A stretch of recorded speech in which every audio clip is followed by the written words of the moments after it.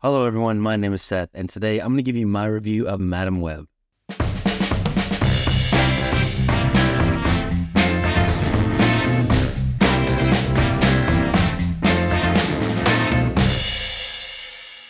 Madam Web is one of the Spider-Man-less Spider-Man movies from Sony, and some people really like these films from Sony, but I think there's a lot of people, about the same amount, if not more, that dislike these films, and I fall into more of that side. Not a big fan of the Venom movies, definitely don't like Morbius, so I didn't necessarily have high hopes for this film, but to be kind, this film did not get good reviews. I can't say I was super surprised by that, but I missed it in theaters. It finally came out on Netflix, and I had to give it a shot. But before I go any farther, go ahead and like this video, hit subscribe, and hit the bell icon so you never miss a video. We're getting closer and closer to 200 subscribers, so go ahead and hit the subscribe button. It's free, it doesn't cost anything, and it'll absolutely make my day. So I'm not going to try to hide this. I'm not going to try to bury the lead or anything. This is a bad movie. This is not a good movie at all, and honestly, I'm pretty shocked that this came from a major Hollywood studio. My first thought would probably be that Sony should maybe stop making these non-Spider-Man Spider-Man movies. Like I said, I'm not the biggest fan of the other ones they've made. I don't think Craven looks that good, and I did not like this film. Apart from Marvel Studios, Sony has made some good Spider-Man movies. You know, the first two Sam Raimi, the first Andrew Garfield, and the Across the Spider-Verse films are fantastic. But Madam Web is definitely not like any of those I just named. I guess the best place to start here is the writing. I don't really know where to start. There's a lot to talk about here, but the writing is not good. Basically all up and down the board.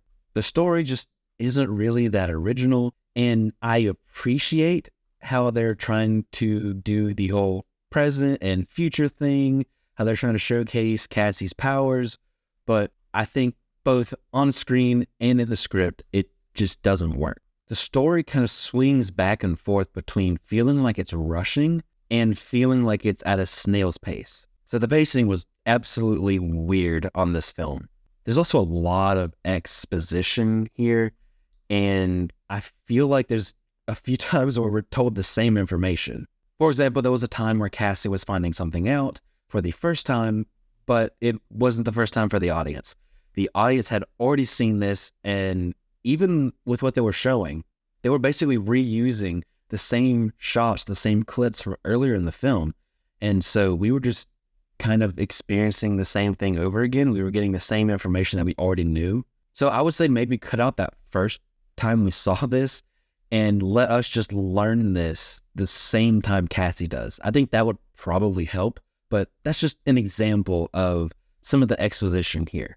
And there are some things in this film that they try that's just really weird and it just doesn't work. Like, for example, there's just this group of spider people, and that doesn't work. It does not look good on camera. I don't think conceptually it's a good idea.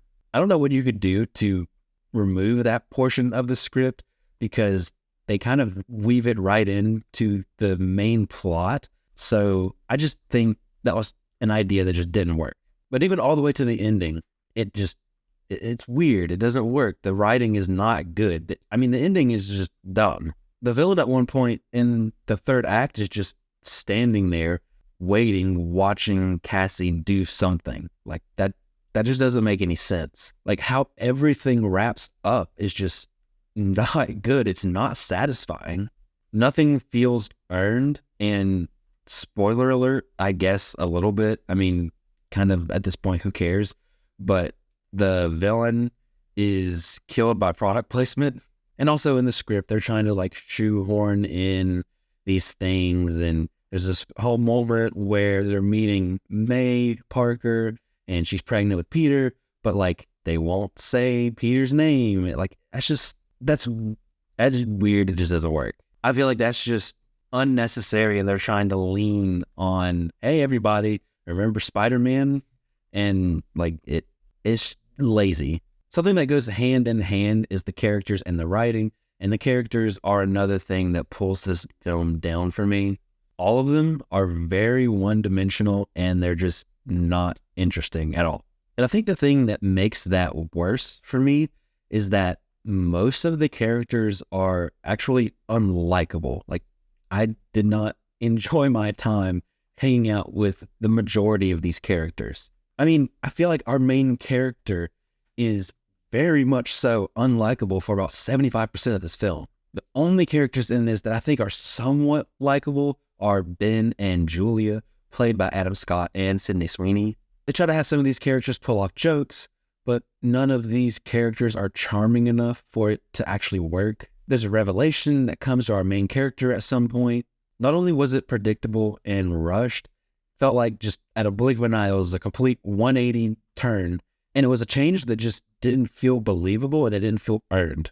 The three girls that Cassandra is protecting throughout this film, they don't work for me as characters. I would barely call them characters. There's just not much to them at all. I would say they change throughout the film, but I wouldn't necessarily say there's character development.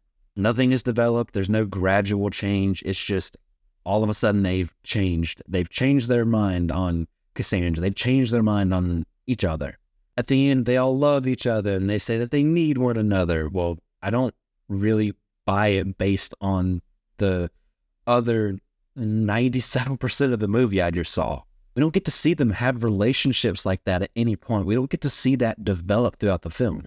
The dialogue all throughout this is very bad, and this absolutely does not do any favors for any of these performers. All of the dialogue just sounds so uncomfortable and unnatural, and all of the interactions between the different characters is bad. Like, none of it is interesting. All of these characters seem like they just don't want to be in this movie. And yes, I'm talking about the characters. I'm not even talking about the actors. It seems like the characters don't even want to be here. They never made me care about any of these characters.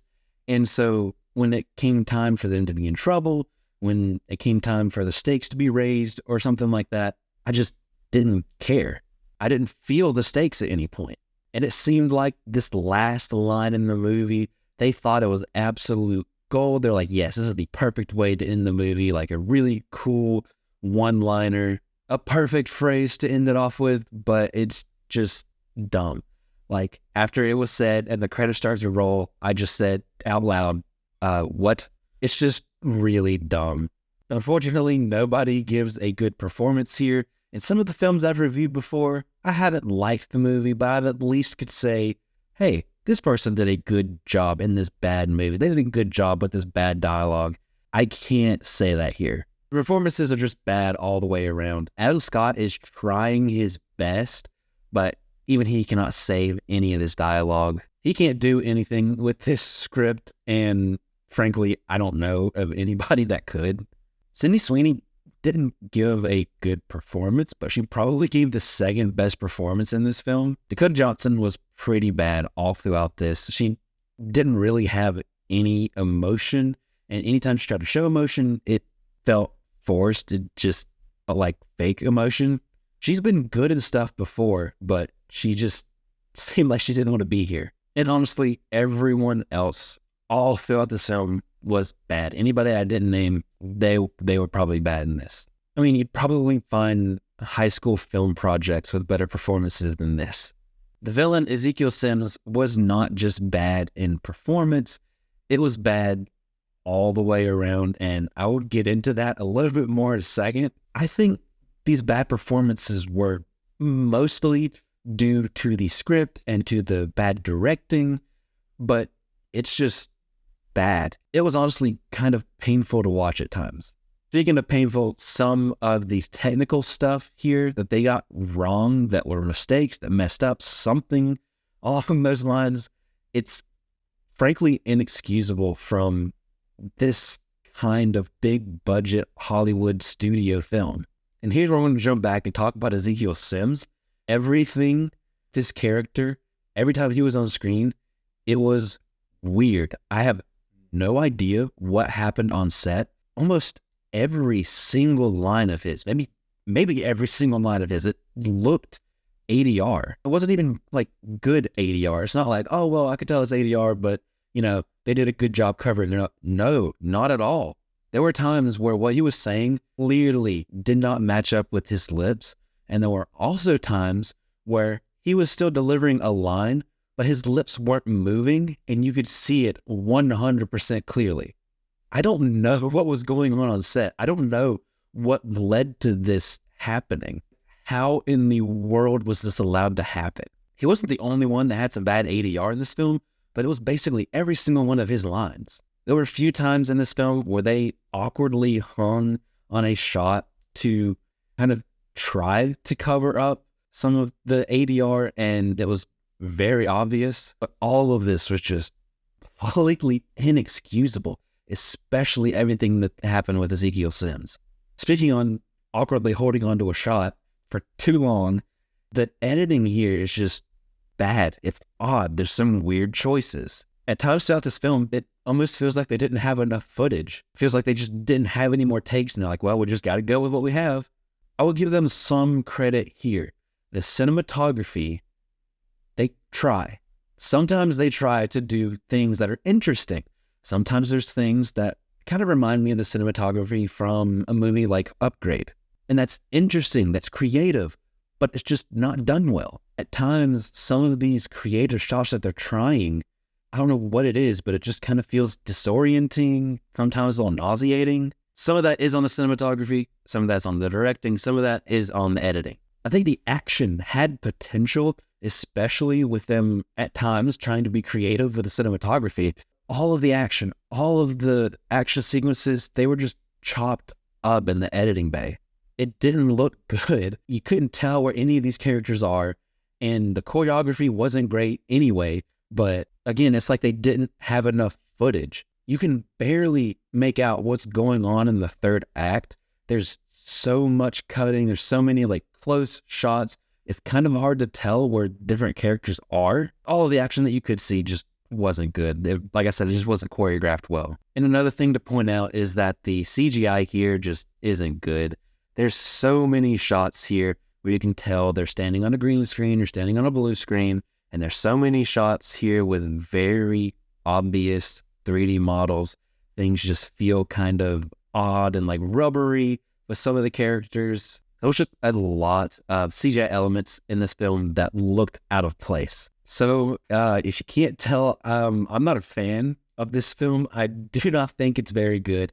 Honestly, I am very shocked that some of these mistakes, some of this filmmaking actually made the final cut in a big Hollywood studio production. Like, it's shocking to me. Like, yes, this is a major Hollywood studio release. How did this stuff happen? How did we get to this point? I mean, the studio sees the dailies that they shoot. How did they just allow this to happen? I understand trying to make some changes would be more expensive, but it would probably be worth it if you could kind of put a hold on what's going on while filming, go back, redo things, even replace the director if you needed to, just something to make this a better film. Some of the stuff that happens in this film happens in bad college student films. There's not a lot of good here, honestly. There's bizarre mistakes. There's bad performances all over the place. At the end of the day, I don't think that this movie needed to be made. And the only way that I can recommend this movie is if you're just in the mood to watch a bad movie. So I think I'm going to have to give it a 1 out of 5. But that's it. That's my review of Madam Web. Have you seen this film? Please comment down below in the comment section. I would absolutely love to hear your thoughts. This is a movie where, like, yes, it's horrible, but I need to have a conversation with somebody about this. I need to hear what more people have to say about this. Don't forget to like this video, hit subscribe, and hit the bell icon so you never miss a video. Thank you so much for watching. I really appreciate it. You can follow me on social media pretty much anywhere at CinemaSeth, and I'll see you next time.